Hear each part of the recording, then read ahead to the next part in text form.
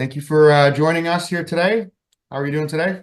Good. Thanks for having me, and thanks for reaching out, especially. As our supporters have mentioned that this is a channel that we should be on, so appreciate you emailing. That is beautiful to hear. I'm very happy that you've taken time to speak with me today. We'll get started here quick. Just for folks who aren't familiar with the New Blue Party, I pay attention to Canadian politics, and I didn't hear about you until a couple weeks back.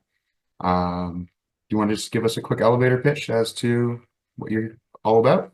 It's always hard to get 10 million plus Ontarians to know about a political party in a short period of time, especially when we're running against establishment parties. PCs, Liberals, NDP have been around for over 100 years. Greens have been around for over 60. We're basically 3 or 4 years old at this point. My wife, Belinda Karahalios, was the PC MPP for the riding of Cambridge. She was removed from Doug Ford's caucus, removed from the PC party, along with her entire riding association, about 18 others, back in 2020, the summer of 2020, because she was the first conservative politician, and I think the only conservative politician in Canada, to vote against legislation on the COVID mandates. And so Doug Ford's first bill that gave him authoritarian powers to impose all of his mandates provincially that affected every single person and put businesses in distress. Belinda had the courage to stand up and vote against it, and she was removed from caucus. And then not just from caucus, like the whole riding association was removed from the PC party, because Belinda had been taking conservative positions, and the PCs are not a conservative party. They like to claim they are. So right after that, we put in the paperwork to reserve the name with Elections Ontario for the New Blue Party, and then we had to acquire 1,000 signatures that Elections Ontario audits to verify, and then we get registered. But in between, I got sick with cancer that I'm fully recovered from, but I had to do 6 rounds of chemo and major surgery on my right leg. So I only got back on my feet in late 2021. One of my first public appearances was going to the Freedom Convoy. We were there right from the first day. We rented the mic and the speaker because they didn't have a mic and speaker for the first 2 days. And then right after that, we were in the 2022 June election. We ran 123 candidates. We got 124 on the ballot. One of the candidates couldn't finish because their employer pressured them to threaten to take away their pension if they finished the race. And then in that election, we got 127,000 votes. We became Ontario's 5th largest party. An interesting note, we got the greatest number of votes and the highest vote share for any party running in their first election in Ontario since 1934, and that was the precursor to the NDP.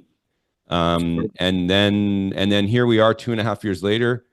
Belinda knew this election was coming. Some of us, like me, I wish I could say I was smarter, but I was kind of caught off guard that this election was in the middle of February. I thought maybe he'd do it in March or April. But luckily, we got 108 candidates on the ballot in our strongest 108 ridings. That covers 96% of our vote. And so here we are in our second election with a week to go, basically. That's incredible. That's to get that many votes in your first run is amazing. Do you think you guys are gonna do better in this election coming up? It's really hard to say. We've had indications that every day we get more and more feedback of people like you that didn't hear about us in 2022. The flip side of that, though, is that was a quote unquote the first election after COVID. Yeah. So there was a lot of interest in that election, or I shouldn't say a lot of interest because voter turnout went down, but amongst conservatives there was interest. We had a sitting MPP at the time, so it was easier to get coverage from the mainstream media. This election favors Doug Ford because it's hard to get a ground game out, knocking on doors. There's no lawn signs, there's snowbank signs, and we've been putting up signs and snowbanks in Cambridge and Kitchener-Conestoga, where I'm running. Belinda's running in Cambridge. Yeah. So there's elements of it that suggest that voter turnout is going to go down, and that'll affect all the parties. But we're working really hard to grow as a party. I guess the one advantage is after the four establishment parties, the Greens, the NDP, the Liberals, and the PC, we've got 108 candidates. No other party has more than 39 or something like that. So if you're tired of the establishment parties, there's really only one option, and that's to help grow the New Blue Party by voting New Blue. That's truly what it seems like to me. Certainly why you guys got my attention, especially because of the platform you've got in public as well. I want to just do a quick rapid fire with you. Just Sure. get your initial reaction to some questions and your gut feeling on some issues. So let's start with DEI. How does the New Blue Party feel about DEI? Yeah, comprehensively against it. Yes, okay. Let me just tell you, a few months ago, people have this nominal idea that, or not nominal idea, this idea that nominally the PCs are like a little better than the Liberals. Yeah. And Belinda blew the whistle a few weeks ago that the Ford PCs are actually investing more money and still promoting DEI initiatives in various sectors of government. So healthcare, education, something that the mainstream media hasn't really talked about because obviously the Liberals and the NDP would be supportive of that. So we in 2022, we started the Stop Woke campaign, and you see the federal conservatives now talking a lot about Stop Woke. You could check that out, stop-woke.ca, but that campaign was a petition against critical race theory in our schools because the NDP in 2022 had a bill where they would fine students for subconscious racism, if you believe it. Like, it's crazy. And so you're gonna have to repeat that. Yeah, an NDP member of provincial parliament in 2022 in the Ontario legislature tabled a private member's bill that she said was combating critical or that would put critical race theory into our education system to combat racism. And a portion of the bill would give administrators in education the right to fine students and others for acts of subconscious racism in the school, like a monetary fine. And the PCs all voted in favor of this at second reading in 2022. And not only did they vote in favor of it, Sam Oosterhoff, who was the junior minister of education at the time, he debated in favor of it. What a great bill it is. Even Rick Nichols, who was removed from the PC caucus and was sitting as an independent, voted in favor of it.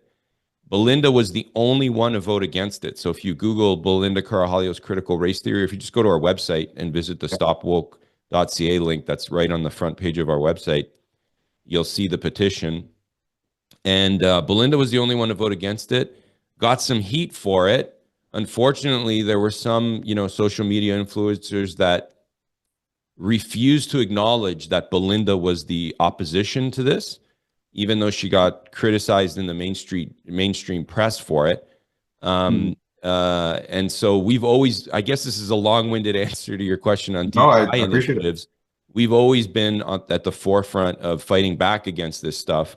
It's basically radical change and influencing our young people in a way that parents are not comfortable. And the Ford PCs not only are continuing it, they're putting money into and aggressively promoting it in government sectors, whether that's education, healthcare, and others. So we've always stood against it. Belinda was the only MPP to have the courage to stand against it. And that's obviously a big part of the New Blue Party.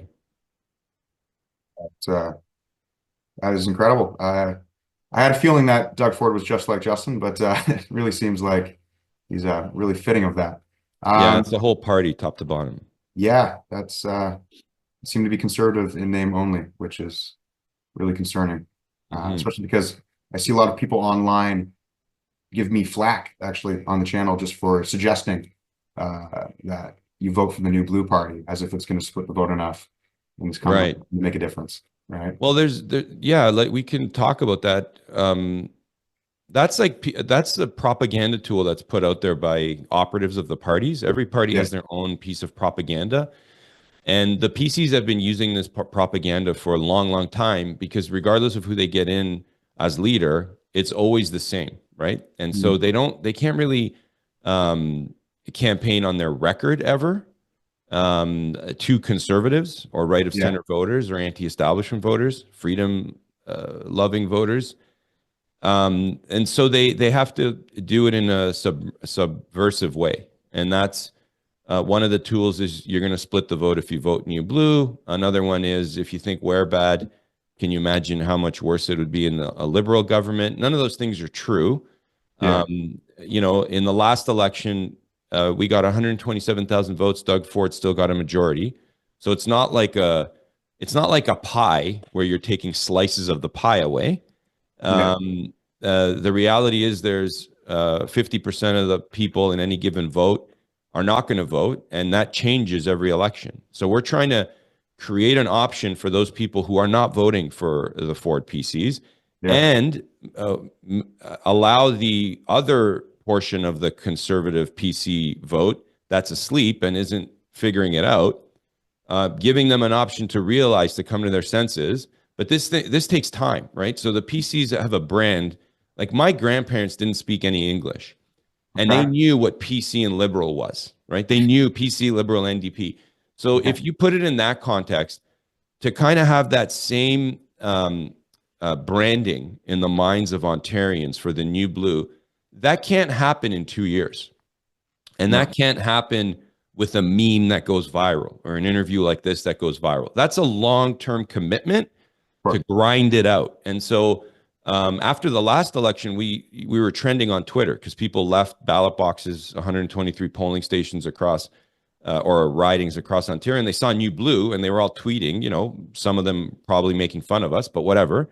But Yep. it's beyond recognition of the party. It's also they need to have faith in the brand that it's not a one-trick pony, and that it's here for the long run. And so this is a long-term commitment by us. It's not something that we're looking for a shortcut to. And it's important to note, in between elections, we can get into this with your questions. We're the only party holding the PCs and the Liberals to account. So I was the initiator of a campaign called Axe the Carbon Tax in 2016, 2017. Okay. The You're the PCs first person back to make then, that public? sorry? Seems like you're the first person on that train too. In Canada, I think I was. Wow. I had the Axe the Carbon Tax campaign. Back then, we had Patrick Brown as leader of the PCs. He was in favor of a carbon tax. Andrew Scheer had just become leader of the Conservative Party, but there were candidates in that race for a carbon tax, like Michael Chong, and all of the Conservative MPs, including Pierre Poilievre, voted in favor of the Paris Accord. And you can't really vote in favor of the Paris Accord and be against the carbon tax. Fast forward, after the PCs tried to sue me in court to silence me, I won. Well, they did sue me, and I won. I beat them, and other various acts of retribution against me. Axe the carbon tax, a slogan that everyone knows. Pierre Poilievre's kind of ripped it off. I'm flattered because the people that know us know that where he got it from. But that's not the only issue. I talked about the Stop Woke campaign that we initiated. Yep. Belinda was the only politician while she was an MPP for 4 years standing up against drug injection sites. Back then, the Ford government was funding over 20 of them. It took 4 years for them to finally reel it back. So they defunded some of them, but they still actively fund drug injection sites across Ontario. Belinda was advocating fiercely against them and against one that was proposed in our riding of Cambridge. And there still isn't a drug injection site in Cambridge, even though they found the location, they had the money parked, and somehow local politicians have backed off it. So we've been leading on initiatives like this. We don't get the credit because they're Yeah. never going to give you the credit when you're on the right. Mhm. But we take solace in the fact that our advocacy shifts the parties. And once you shift one party, you shift them all because they're so tightly aligned. Yeah. And then you see politicians backtrack and they stop pushing their agenda as fiercely as they did before. So that's what we're doing in between elections. So you're not just voting for the new blue because You want, obviously, you want to get an MPP in the legislature, but you're also voting for the New Blue to strengthen our voice, grow the party, and make us a stronger force for accountability of the establishment in between elections. Yeah, that's amazing. I can't think of a better reason. So that we got lost on a little bit of rapid fire there, which is great. Yeah, sorry, that was a No, long don't answer be. to- That's fantastic. Quickly with this, we'll go through a little bit here. Actually, these are going to be hard to go through quick, but cracking down on immigration as much as you can as a premier of Ontario. It's So bloody noticeable. What are we going to do about it? yeah, so my parents were immigrants to Canada, so obviously I'm in favor of immigration, but not at the records that we've been seeing for the last few years. And it really started, you know, even before the Trudeau government, under the Conservative government, immigration levels they're at levels that you can't sustain, unsustainable. And Doug Ford, provincial governments don't control immigration, obviously, but that's the federal government. But what a party in Ontario can do, the largest province in Canada, is pressure the federal government and say, hey, we can't have all these people, because most immigrants, the majority of them are coming into Ontario when they're coming to Canada. Right. And Doug Ford did the opposite for his first 6 years. He was saying more. We want more people. We don't care if they've got the paperwork, I think was one quote that he said. Jesus. And you know, the driver for that was because Trudeau and Ford, so tightly aligned, didn't have a plan to grow the economy. So the only way they could grow the economy was to throw more people at it. Yeah. And now we're seeing, you know, the consequences, which infrastructure can't sustain it. Social services can't sustain it. So the New Blue Party has a policy in our declaration to reduce the numbers to a sustainable level. Love to hear it. Okay. Moving on. Pride flags in provincial buildings. A quick anecdote. Sorry? Beautiful. No, I said it was a quick anecdote. I went Against. Yeah, beautiful to hear. I went to a hospital in a couple months back for something quick, but there wasn't a Canadian flag in the foyer. It was just pride flags and a native Orange Day flag. And I'm still disgusted to this day that there wasn't. And young kids are confused. Like, they don't know what those are all about. They don't tell the young kids either. They're just kind of like reinforcing the image. Yeah. Rhonda Jubinville, look that up. She's a municipal councillor in Chatham-Kent. She's one of our candidates. Yeah. Rhonda, last name again? Rhonda Jubinville. Jubinville. Okay. Look up New Blue Party candidate Chatham-Kent. She's been taking a lot of flack there at municipal council. They've just been aggressively going after her for just questioning these types of questions. So seems like happens to be the case when you're something right. All right. Well, that's good to hear. Here's one. Punjabi national anthems in public schools. That's a thing that's happening in Burlington, I know for a fact. And I guarantee throughout the Southern Ontario, at least, where the only anthem is in Punjabi. What are you going to do? Will you do something about that? Canadian anthem in schools. That doesn't even need legislation. That's just the Minister of Education can just write a letter. So you're in favor of it being English and yeah, French? just the Canadian anthem in English or French. Those are our languages. Easy. These are simple questions. Yeah, I know. It's amazing. PCs are unable to do it. They do the opposite. Quickly as well, because a lot of what you guys are running on too, and it's not something that anyone really pays attention to, is provincial waste, right? Everyone pays attention to the federal waste over money, right? It's a lot flashier. The committees are easier to watch. Personalities are seemingly easier to watch. But would you guys be open to a DOGE type auditing system here in the province of Ontario? Yeah, we were calling for cutting the waste out of provincial politics long before that kind of committee was created in the US. The DOGE type of acronym is popular now because of that. But whatever you call it, you know, one of the first ways to cut waste is the PCs and Liberals have been funding political parties with taxpayer money for years now, over 6 years. I think it's 10 years. They've collectively over the 10 years, over $100 million. This is taxpayer money right into party coffers to run campaigns. Political parties should be running on donations, not taxpayer money. It should be legal. the Harper conservatives were against this. Ford said he was going to be against it, and he keeps bringing it back. So that's that's one example of waste that we said we'd cut, but that has to happen in every department in government. Yeah, I certainly agree with that. Now, you already touched on it, so you're obviously a nay to injection sites. Absolutely. Absolutely. And I saw as well on the website that you guys are anti-MAID, which is refreshing. Well, I'm pro-life, pro-family. Mhm. Not everyone in our party is. Yeah, Certainly the leaders of our party are, unlike other smaller parties. That's an important issue. We need healthcare solutions, and MAID's being pushed because our healthcare system's a mess. which is insane. That's People around sad, the world actually. It's think really it's sad. a I have, joke. I have trouble campaigning on this because Yeah, it's the human element, right? Like it really bothers me. But it's absurd. it is absurd. And there's things you could do provincially. Like it was initiated federally, but there's funding attached provincially for those services that provincial governments can limit or defund.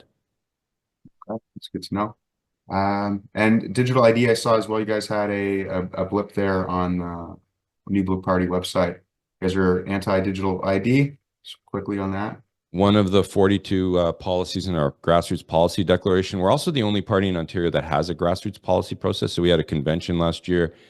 Over 100 delegates came together in Waterloo region for a weekend. We had members put forward policy ideas. I think the list was about 100 different policy ideas across Ontario.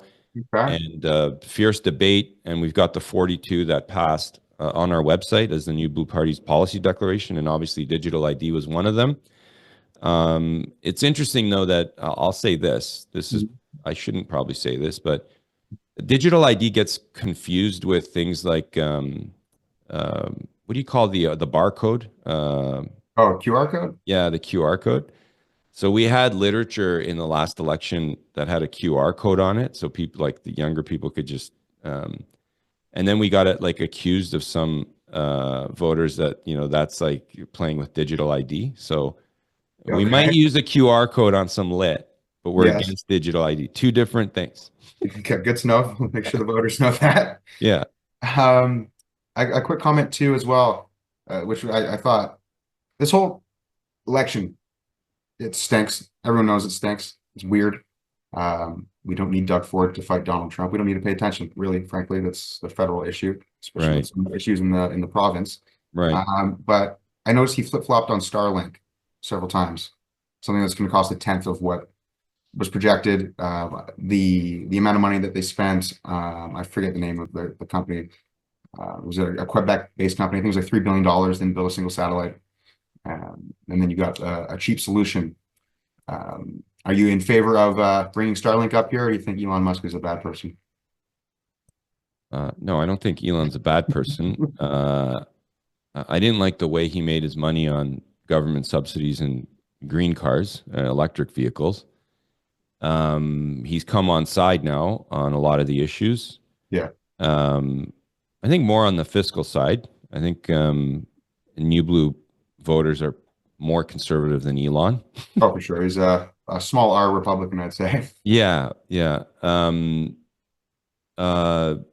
As for Ford flip-flopping, he's all about the soundbite, and then the lobbyists after the interview tell him, you said this wrong, and then he changes his position because he's not in charge, right? Like that's the important thing for people to know about Doug Ford, and he's not the leader of the party. Okay. He's the capital L leader, but the leaders of that party are the lobbyists in the back, and they're telling Ford what to do. And so when he makes those knee-jerk reaction decisions, he's only hurting Ontarians because obviously there's a reason why the government procured that Starlink contract. Yeah. People in Ontario need those services. And when he threatens to scrap it, he's hurting Ontarians who need those services. And that's the biggest tragedy of the way he's handled this American situation is if we have contracts with American businesses, it's because they're providing the best service. There's obviously a reason for it. And he's only hurting Ontarians by threatening to scrap those contracts. More.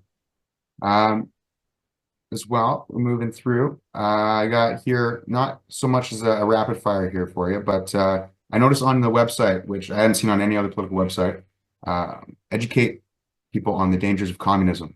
Yeah. That really stuck out to me because that's something we should be doing at all times. If you wanted to just kind of go into that a little bit for the audience. So I'll be honest with you, that wasn't if we were a party where the leader just decided what was in the policy book, it wouldn't be in there if it was up to me because I Okay. wouldn't think about it. Like it wouldn't. But one of the members put it forward. It got put forward at our convention and it passed. So I think one element of what the New Blue Party stands for is we have a lot of teachings in our education system against far right governments and the threat. They call it far right, but a lot of those dictators they mention were really far left. But there is no such teaching on communism and how terrible it was. It kind of gets glorified, some utopian world. And obviously, all forms of it, Marxist theory, we should be educating our people as to Western culture doesn't fit with that. That's proper education. So it just seems to be common sense. Yeah, I can agree more. Folks, how many people do you know that know about the Gulag Archipelago, right? Yeah, no one knows about that. I saw as well, like, again, because people don't, I pay attention to politics, right? As much as I think I possibly can. And provincial politics, it's a little bit harder to pay attention to. Yeah, it's done on purpose. Yeah, well, I think that's changed with you, frankly. Like this, what you're saying is seriously very refreshing. And I know everyone who is on this channel will agree with that. But so just in issues that like I didn't know about and certain other folks don't know about, is a gambling license for the Toronto Star. Oh, right. What is going on with that? We're paying with $500 million, I saw. Admittedly, I kind of hope that there'd be more coverage for that because it's not just conservatives that are against this. It's also social justice voters on the left. So let me explain what's going on. Please. Trudeau legalized gambling in Canada, right? Yeah. A lot of voters like it because they don't want to gamble under the table, especially sports betting. But at the same time this is happening, he allowed the provinces to pick who would operate those gambling facilities in their province. And the Ford Ontario government put together a bill on how they're going to pick the vendors. Toronto Star was purchased by some company, and Toronto Star was going bankrupt. They can't turn a profit with the crappy journalism they run. And the business solution from the Star was to create another branch of their business, which is online gambling. And if you're a conservative government, you would probably oppose that. You wouldn't give the Star a lifeline and say, here's one of the first gambling licenses in Ontario. Have at it. Turn a profit and keep funding your crappy journalism that's distorting the truth and attacking common sense. The Ford PCs were all for it. So the Ford PCs granted the Star, the company that owns the Star, one of the first gambling licenses in Ontario. If you look online, when I mentioned social justice advocates, there are articles written by, or comments written by, I can't remember the name, but professors that are not conservative. They're on the left. Yeah. As how they find it despicable that the Toronto Star that advocates supposedly for social justice is making money off of online gambling because it disproportionately affects people who are in poverty or below the middle class. Yeah. They disproportionately have issues with addictions, and a lot of that is with gambling. Yeah. And so there are people on the left that think it's hypocritical of the Star to be writing about social justice causes, but making money off the backs of the suffering people on the left, or just people in Ontario who are below minimum wage and are using these facilities. And so it doesn't get written up about like very much in the mainstream media. Found out a couple And the days. mainstream media protects each other, right, with their revenue sources. So Yeah. we're against. That's right in our policy declaration. We campaigned it last time. We have a video on our website, newblueontario.com, about it, an ad that we were running on social media channels. And I think one of the Stars junior paper, Queen's Park something or other, they have this paper that covers inside Queen's Park. They said that we were it was a untruthful piece, an ad, because we said we put a dollar value on it. Mhm. But that's the value of a gambling license in Ontario, the amount of revenue you can make. Absolutely. I mean, it's a license to print money, Yeah. literally. That's again, I feel like you said, if more people knew about that, I think that alone would bring a lot of people from the PC party over to you. The fact that they're not even talking about it in PCs and they're the ones doing it, and you guys are against that. That's the tragedy of the lobbyists running the establishment parties, and Yeah. the tragedy of a PC party that's really solidly on the left, like not liberal light, like they're solidly on the left, is that when they do these types of things, they kind of have a deal amongst all the parties that the other parties are not going to blow the whistle on it because they're in favor of it too, right? So it leaves the heavy lifting to a party like us to get the word out in a grassroots way. Thank goodness for you. Seriously. Okay. Moving on as well, actually a little bit related to that. As far as, again, it's just provincial politics. It's not something folks are paying attention to. It's not as glamorous. You can make the connection that if the federal government is paying the CBC, it's at other companies to do journalism, they're funding establishment media. It's probably the case that's happening provincially, but it's not something that you think about. And again, in researching for this interview, came to find out that we're doing that. If you could go on that, I mean, you did kind of touch on it a bit, but just a little bit of the specifics of how the Ontario government is funding the establishment media in Ontario. Well, the first way is the Toronto Star license. Yeah. The other way is Doug Ford's silence, or allowing advocates within the PC party to advocate to the federal government for a subsidy for establishment media. Doug Ford, as the premier, should be out there every day saying no to this. It's a waste of taxpayer money. And he should be finding measures to reciprocate the use of Ontario tax dollars to fund establishment media when we need that money, well, for tax relief or for healthcare, for example. And he doesn't do any of that pushback on Justin Trudeau. He's cheering Justin Trudeau on the whole time Trudeau was leader. We'll see what he does when Mark Carney's the leader next. Yeah. What a terrifying thought that is. I'm sure Actually, Doug will be right there shaking hands. Oh, I bet they're already hanging out. To that point, since you bring up Mark Carney, I mean, I speak to some folks, again, people really pay attention to the politics in our country. Unfortunately, it's all American politics. My opinion is that is our largest import from the United States, is their politics. It keeps folks distracted. That's And no one knows what the hell's going on here. But with Mark Carney being anointed, essentially, unless enough conservatives got into the Liberal Party race and we can get Ruby Dahlia in, which might happen. But with him being anointed, what do you think the chances are of an election this year? I don't like to. Sorry, go ahead. Oh, sorry. Do you think you'll use the Emergency Measure Act? It seems to be a concern with a lot of people online to delay our election to deal with the Americans with tariffs. I don't know if he needs to do that, because the NDP just kind of folds and just does whatever the Liberals want. So I think they'll run the full term. Like, I think the NDP will support the Liberals through the whole mandate, and whoever the leader is will get another year or two as the prime minister, and then we'll go into an election because they have the NDP in their pocket, right? And the NDP, I think that you read they're struggling financially to finance an election campaign. So Socialist, bad with money. yeah, amazing. But you know, one thing that I think, because you haven't heard of our story before, Yeah, I'll let you know about is please.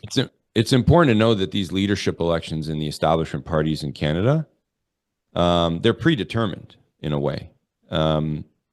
I ran for Conservative Party leader in 2020. That was the race that Aaron O'Toole supposedly won. Yeah. I was calling out O'Toole and McKay for being red Tories, and it was going to be Yeah. the red Tory coronation, is what I called it. They let me get through the first stage of the screening, the Conservative Party, because I had been involved in that party at the local level for 15 years. And I had just come off the Axe the Carbon Tax campaign, and my wife had been elected as an MPP. They gave us about, I think, 4 or 6 weeks to raise $300,000. So it was the first mainstream leadership campaign in Canada where a political party had set such a high number for the donor threshold to get in. And it's not something you could just ask a donor for $100,000 for, even though I didn't have that kind of donor. Yeah. It's all, $1,600 at a time or $100 at a time. Yeah. I got the 300,000 in 6 weeks, and I was polling in third place. I had people from O'Toole and McKay's team tell me that they were doing polling, showed me in third place. And then I got set up by Aaron O'Toole and Derek Sloan's team. Okay. They had someone on the inside of my campaign. I told this guy that we were going to do an email quoting Aaron O'Toole's campaign chair. Aaron O'Toole's campaign chair was a guy named Waleed. He had been quoted in the Globe and Mail in favor of Sharia finance. And I had written an email and done a mailer where I said, here's what Aaron O'Toole's campaign chair said about Sharia finance. I'm against it. That's basically all I said. I quoted him. I said, I disagree. Oh, and here's an article that ran in the Sun against Sharia finance. So they blasted it all over social media. They called me an Islamophobe. They never showed the email of what I wrote. They kicked me out of the race. They threatened to withhold the donations that I needed, that the party had control of, that I needed to pay our debt. That was about a couple $100,000. So they were trying to bankrupt me personally. Yeah. And if you can't pay the debt back, you also can never run in another election federally. That's another key thing. This is what they did to O'Leary when he ran for leader. I sued. I won. So I'm the only person in Canadian history to sue a political party successfully. Congratulations. But by the time, yeah, not really what I was signing up for, but thanks. Yeah. And then the next day after the judge put me back on the ballot, they kicked me out again. And at that point in time, I had run up a legal bill. I had run up campaign expenses. We were past the membership cutoff. Derek Sloan was in the race, just basically copying my platform. So they designed like that to keep my supporters in the race to help O'Toole pass McKay. And then Aaron O'Toole, like I said, he came out the quote unquote winner. So why am I telling you all this? Because this impacts provincial politics. There are voters out there that think just got to stick with the PCs and we'll replace Doug Ford one day and everything will be all right. It's just that Doug Ford is soft. That's never going to happen. In the US, look, the best way is to do what Trump did, right? You run internally in a established political party and you win the race, right? And even if the establishment hates you, you're in charge of it and you got this vehicle with the brand. In Canada, there are no laws governing how those internal party races are run. So you get lobbyists in the back that form their little committee in charge of the PC party's leadership race, and they will block candidates from running or kick them out if they think that they're a threat. And in the PC party, they're also doing this at the local level.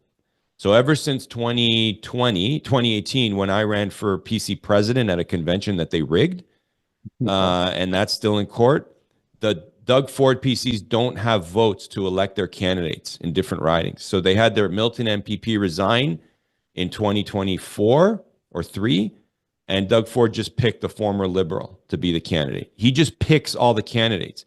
Strong-willed, courageous Conservatives can't run for the nomination in the PC party, can't run for leader. And if you ever see one that claims that they're just put there to put on a show. So a lot of these races internally in the party are show and tell, pony shows. And that's why the New Blue Party is the only way to challenge this left-wing ideology and balance the narrative and change the course. We have to do it from the outside. There's no work inside the system anymore. That's a lot for you, so sorry about that. No. I appreciate it. The viewers need to hear that. People need to hear all of that, because some of that is new information to me, and I'm sure it's going to be as well to people who are going to come vote very soon. Thousands and thousands will be watching in Ontario, right? Moving on a little bit too, because actually you touched on some things that I was going to ask you about. But I heard you say, as far as election rules are concerned, Elections Canada, there is no laws against ballot stuffing and again, essentially stealing internal party elections.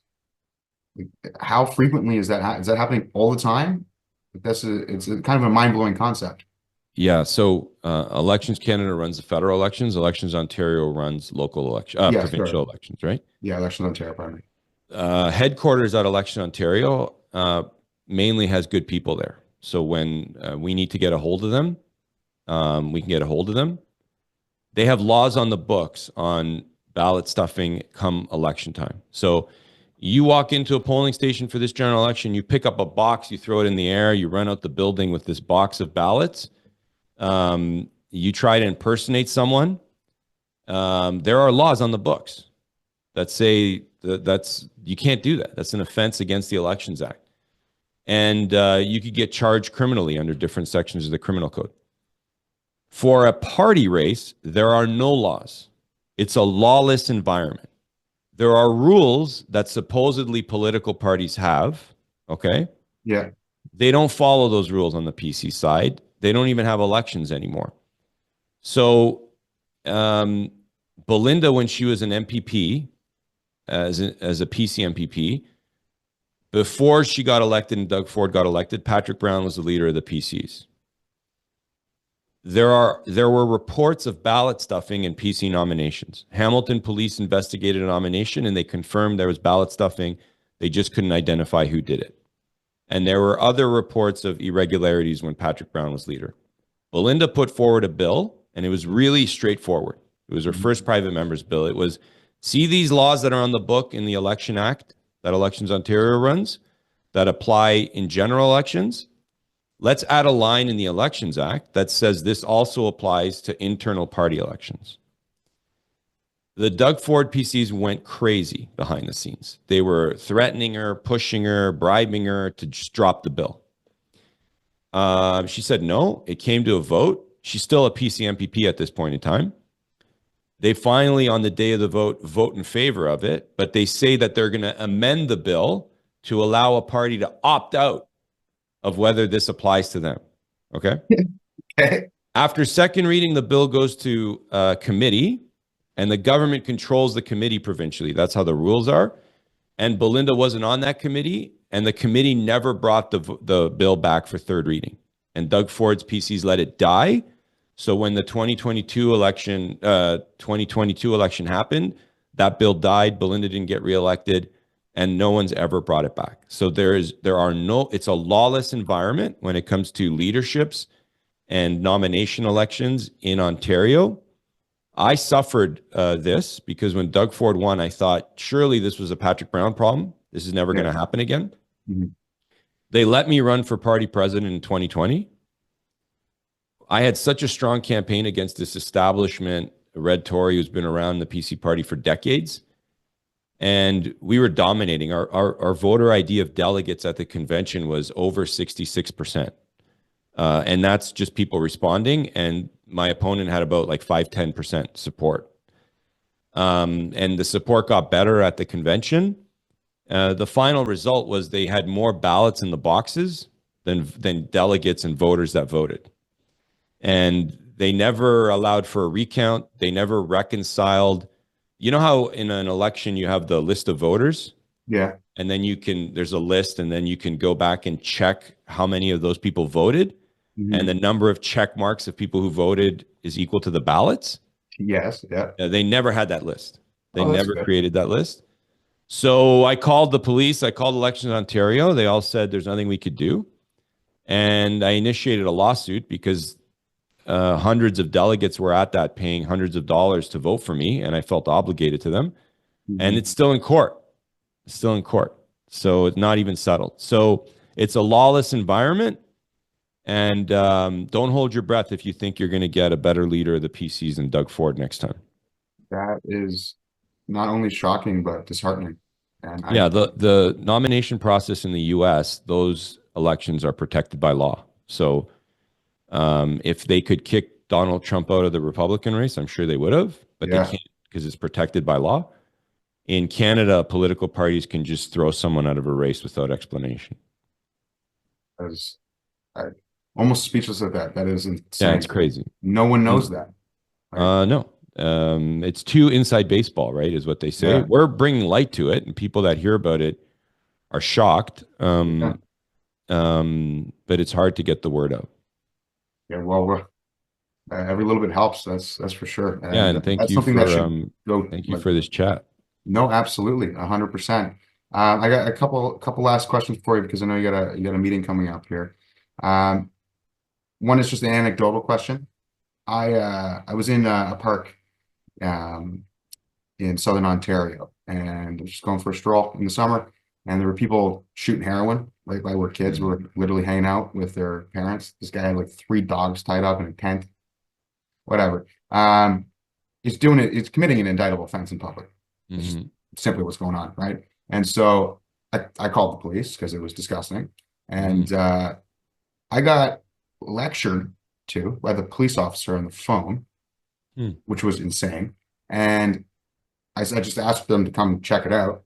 I said, oh, this is committing an offense. She's like, oh, you're using legal jargon. Like she's trying to make me Right. feel bad for talking about it. But anyway, the point is, her excuse was why they couldn't was that they were ordered by, I'll say the mayor of Hamilton, Andrea Horwath, had Right.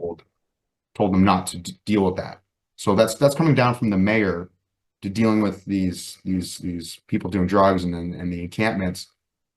So if the mayor has that power over the police, what kind of power does the premier have? What kind of recourse would you have if you were elected to force the big city mayors to enforce the law? The politicization of the police is one of the things that is going on behind the scenes, and it's been happening in Ontario politics since the days of the NDP when I was a kid. They changed all the rules where they have these community boards that run the police, and it's not a community board because the politicians are picking who's on these. Yeah. So every party ends up picking, their closest people, their insiders to serve on these police boards. And a lot of these people don't have a clue about policing. So it kind of gives this indirect power for the mayors or for the premier over municipal police and the OPP. But that's not how the system should run. The mayor, the whole way our system is set up is there's distance between the police and the political class. Mayor shouldn't be giving orders to the police force on allowing an encampment to start, allowing drugs to be shot. So it's tempting to say if I were premier, I would tell them to clean house. But that's kind of using the authoritarian power in reverse. Yeah. I think the more principled way is you would use that power, but then change the law to prevent that from happening and strengthening the separation between police and state, because you want to have a police force that's independent, that's applying the law properly. The other thing I'll say about the drug crisis in Ontario that's not being talked about very much, twofold. Yeah. Every time you get a drug injection site, it gets worse. Mm-hmm. Belinda, we've always been against it. Number two, Belinda, one of the last opportunities she had as an MPP, you can find it on our YouTube channel or on newblueontario.com. She stood up in the legislature and she said, we've got a drug crisis in Ontario, and a lot of it is being influenced by this stuff that's pouring in from China. What are you doing, Doug Ford, to pressure the Trudeau government to properly improve border measures? Because people are dying. And they kind of smirked and laughed at her. And their answer was, we've got drug injection sites we're funding. That was the answer. And, that's a federal issue. We can't do anything about it, I think they said. Fast forward 2-3 years later, we see tariffs from Donald Trump. And what does Trump say? Fix your borders. and Ford and Trudeau jump. Finally, Ford comes on side, and he didn't listen to the one MPP who was in his caucus and was an independent, and it made the problem worse, and then it also impacted relations with the U.S. So this is the stubbornness and the obtuseness of the PC lobbyists to dismiss people. But it also shows you the New Blue Party were trying to be ahead of the curve on this stuff and bring it to light before the problem gets bigger. It's refreshing to hear you say that. And one last thing before you go, it's just a quick question, and it's kind of been answered throughout this entire interview. But Doug Ford a liar? Has he been co-opted, or is he just a fake conservative, or all of the above? Doug Ford just fits right into the PC party. So he's not Rob. So don't get confused between Rob Ford and Doug Ford. Rob Ford was a conservative hero who had personal issues, right? Yeah. And the left-wing media exploited him. I was friends with Rob the last year of his life. We became friends during a PC leadership in 2015. I met with them, got him to endorse the candidate I was supporting. Doug has always been embarrassed of Rob Ford's right-wing positions. Doug has always wanted to fit in with the establishment PC party. That's why he endorsed Christine Elliott when she ran for leader before Doug did. And he's a coward that doesn't like to get criticized by the media. He wants to be a darling of the media, and he wants to be praised. So he fits right in. He's not a red Tory, he's a liberal. And that's why they let him run for leader. And that's why that's why he came out, quote unquote, victorious. So he fits right in. And regardless of whether it's Doug Ford or another leadership in the future, you're just going to get a different version of Doug Ford. John Tory in the past, Tim Hudak, Doug Ford. They're not the ones in charge. The lobbyists are in charge of the PC party. They don't let you run for PC leader unless you cut a deal with them. And that's just the way the PC party operates. So it's not just a Doug Ford problem. It's a PC party problem.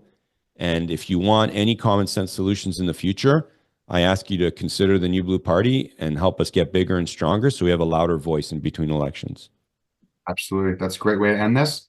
Jim, it's been an honor to have you on. Truly, I hope I can speak to you again in the future. If there's anything that the channel can do for you guys in any way possible, just reach out. Absolutely. Thanks for the time. It was great. It was a great interview. And February 27th, vote New Blue. February 27th, vote New Blue. Have a great day, sir. Bye.